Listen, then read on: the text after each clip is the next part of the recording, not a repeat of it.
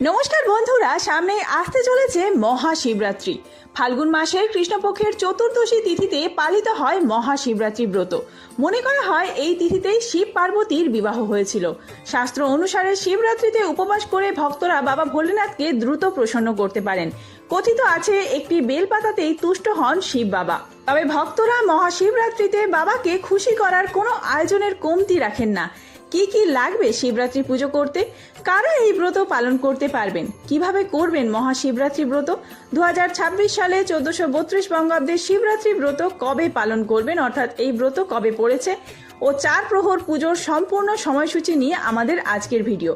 এছাড়াও এই ভিডিওতে আমরা জেনে নেব কি কি উপকরণ দিয়ে আপনারা বাবা শিবকে সবচেয়ে বেশি তুষ্ট করতে পারবেন। তো চলুন বন্ধুরা, আর দেরি না করে ভিডিওটি শুরু করা যাক। যদি আমার চ্যানেলে নতুন হয়ে থাকেন অবশ্যই চ্যানেলটি সাবস্ক্রাইব করে এবং ভিডিওতে একটি লাইক করে শেষ পর্যন্ত সাথে থাকবেন। আশা করি ভিডিওটি আপনাদের জন্য খুবই হেল্পফুল হবে।